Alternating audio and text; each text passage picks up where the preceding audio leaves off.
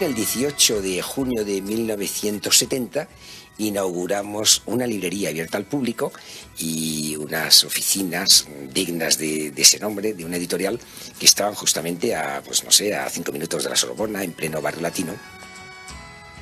Sin tener nosotros conciencia de lo que estamos haciendo, pues resulta que todo el mundo, el abanico más amplio de demócrata, pasa por Radio Ibérico, bien por la librería, viene a ofrecer un manuscrito, viene a ofrecer dinero, viene a ofrecer un proyecto político. Todo el mundo pasa porque es un referente, no el único, por supuesto, pero un referente que tiene la ventaja de no ser un partido político y de no tener una ideología. La única ideología del momento era la libertad de opinión. Renacemos, en cierto modo, en la trama. Aquí estamos y hacemos esto. Y es cuando se publica el libro de Infante sobre el Opus Dei. Que era un libro que en aquel momento pues era muy novedoso, porque del Opus Dei se sabía muy poco, y más allá de los errores del autor y de sus aciertos, pues había unos estatutos traducidos por Agustín García Calvo con muchísimo rigor, traducidos del latín. Estaban la lista de miembros, aunque algunos miembros pues parece que estaban de más, puesto que protestaron que no eran.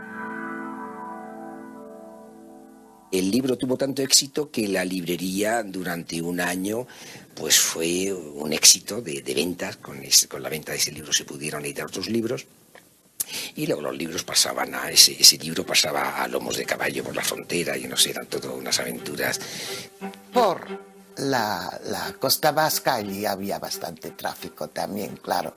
Los libreros, los distribuidores pasaban la frontera, compraban en Hendaya y se lo llevaban para allá. Otra anécdota que había para pasar los libros eran los maquinistas de los trenes de Renfe. Enfrente de la librería está justo la playa de vías, donde se hacen el transbordo, los cambios de máquinas y el ancho. Entonces, aprovechando esa pausa que ellos tenían que hacer, bajaban de la máquina, entraban a la librería, compraban un carro de libros, los pagaban y se volvían al tren. Pues esos libros iban por Madrid y harían lo que fuese. Vienen los clientes, a los que ya le he dicho previamente que hay esas novedades, y entonces me dicen, pues quiero 1, 2, 3, 2, los que fueran. Entonces bajo ese zulo, subo el libro, antes de que lo vea nadie ya lo traigo envuelto, y una vez entregado y cobrado, pues el cliente a la calle y ya está hecho el tema. Cuando había Consejo de Ministros en San Sebastián, los choferes de los ministros iban a Hendaya, cruzaban la frontera, se iban a Oasis a comprar platos y objetos de regalo y eso, y de paso se metían en la librería, y finalmente, pues sobre todo, al principio, muchos libros de Infante, los del Opus, pero supongo que para verse unos a otros en las listas de Jesús Infante. Nos empiezan a ligar manuscritos originales, y no solo siempre traducciones, sobre acontecimientos actuales en España que molestan mucho: el proceso de Burgos, el Opus Dei de Infante, que llaman cada vez más la atención sobre el rollo ibérico.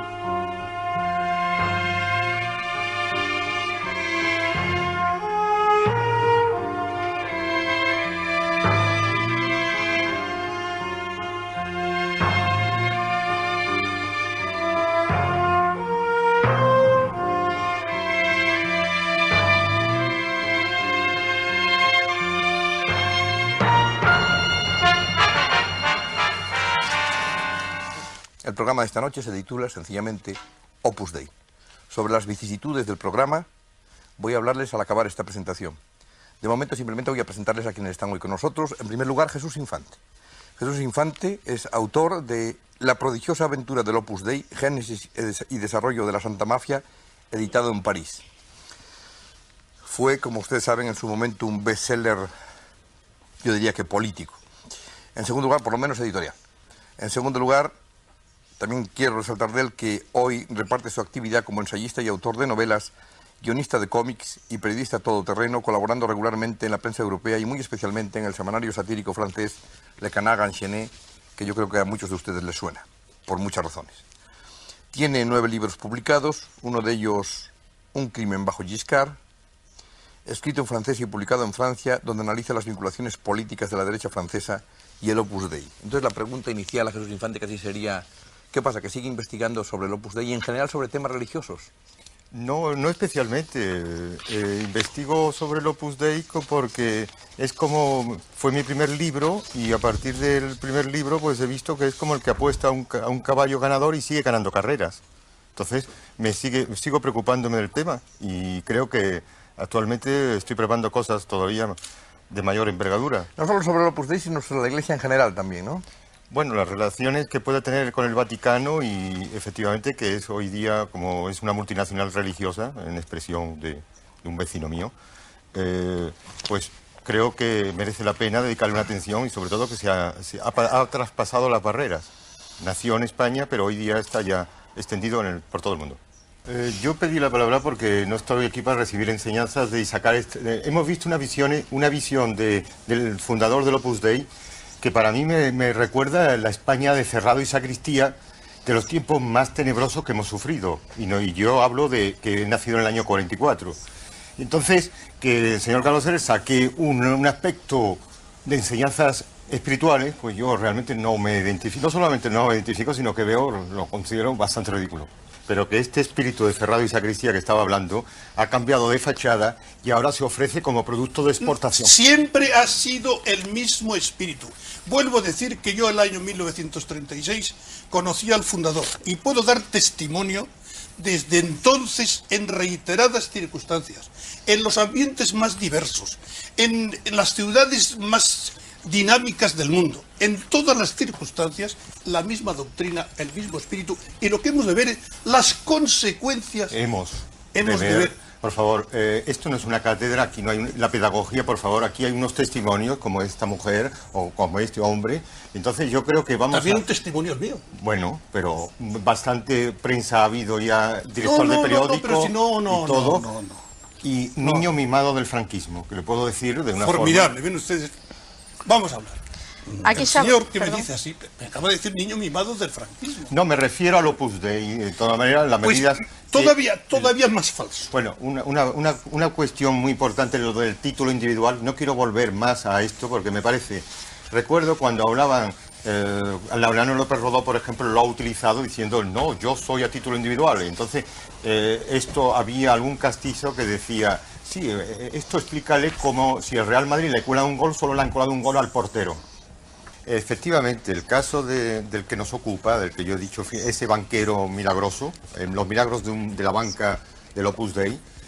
Perdón, no es cierto, hombre. No, la pregunta va si es una hipótesis, a Jesús Infante. Jesús Infante ha hecho investigaciones sobre el Opus. Jesús Infante tiene derecho... Son falsas. Bueno, bien, pero yo quiero que él diga si eso es... No, un momento. Jesús Infante tiene la palabra. Por favor, señores, para hablar de un tema religioso, es tremendo alzar la voz. Es una hipótesis. ¿Puede responder un momento? No es hipótesis de trabajo. En el caso de este hombre que estaba en la nómina del Consejo Superior de Investigaciones Científicas en 1953, luego vivía con Laureano López Rodó siendo ministro y es hoy presidente de uno de los grandes bancos españoles. Eso es una hipótesis. Llegó a Madrid muerto de hambre. No es cierto. Eso es una hipótesis. No es cierto. Eso no tiene una validez. De buena familia. Yo esperaba que tú dijeses que has encontrado documentación que acredita un respaldo a esa hipótesis, porque por esa regla de 3, por favor, el señor Reagan, hoy presidente de los Estados Unidos, hace 25 años era un actor de cine. No he traído aquí una maleta de documentación, yo me he movido para hacer un libro con bastantes cosas y ahora no voy a cometer más errores por una razón sencilla, porque ahora se puede afinar Yo hice un libro necesario en aquella época porque era como, y esto lo dicen las viejas recetas de los ingleses, para los fantasmas hay que coger mucha pintura blanca y lanzarla en dirección al fantasma para que se desdibuje la forma. Ya está bastante bien desdibujada y yo me alegro muchísimo de encontrarme aquí en este plató hablando de un tema más o menos libremente si no hay muchos impedimentos. Toda la libertad. Los milagros de la banca española, puedo decir que hemos descubierto con estupor que hoy la Universidad de Navarra, el campus de la Universidad de Navarra, dependía de una filial de Rumasa, de un banco de Rumasa y por tanto de Rumas.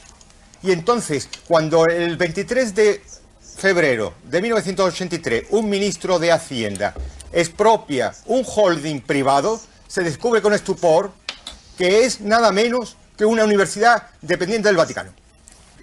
Lo que realmente creo que no veo un poco la cosa en el sentido de que por un lado hay el Estado Mayor de Cristo y por otro la clase de tropas. No es así, que no es así. Eso está dentro del... Un momento, y no quiero que me interrumpa para explicar una cosa. La evangelización es una tentación que ha tenido siempre la Iglesia Católica.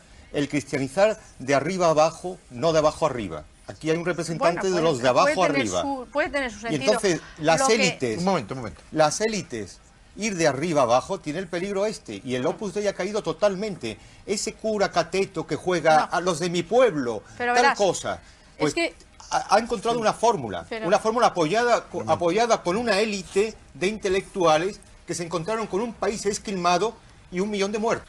Para Jesús Infante ha habido muchísimas en relación con su libro y he seleccionado estas pocas. De dónde sacó la lista que aparece al final de la obra, que si podría explicar por qué ha citado a tantos miembros del Opus que luego resultó que no lo eran, si es cierto que el señor Solís, el ministro, autorizó que le suministrase material e información de los archivos de Falange, y finalmente si es cierto lo que dicen muchos observadores, que se trataba de un material que le sustrajo al profesor Vidal Beneito. Esto tiene relación con la metodología. Antes he explicado un poco el sistema que era de lanzar un poco una pintura blanca en relación al fantasma para desdibujar. Hay que tener en cuenta que fue editado en París con respecto a... fue una acumulación de gran parte de... un trabajo de casi 4 años y una acumulación de fuentes. Concretamente el profesor citado, Vidal Beneito, fue secretario del fundador y colaboramos juntos un cierto tiempo hasta que por disensiones nos separamos. Entonces, de todas maneras, esto explicado públicamente de una vez por todas, porque este profesor soñaba con hacer un libro y quería capitalizar un poco esos conocimientos que tenía del Opus y quedó frustrado. Lo comprendo, lógicamente. Ahora, con respecto a... Lo cual no quiere decir que incluso si en el caso que hubiera tenido que hacer un robo o un pillaje, en este caso concreto lo hubiera hecho y estaría muy tranquilo. Creo que con respecto al fondo de la cuestión, hay método de investigación histórica que depende. Si uno se choca contra un muro, entonces no investigue. En este caso concreto, yo digo, no tuve necesidad, y entonces son más bien rencores profesionales que una historia que puede poner en entredicho algo, que es como un libro de 590 páginas, o casi más de 500 páginas. De todas maneras, yo respondo general con una metáfora culinaria. Y yo digo que la mano que levanta la tapadera no es la causa del humo que sale del puchero.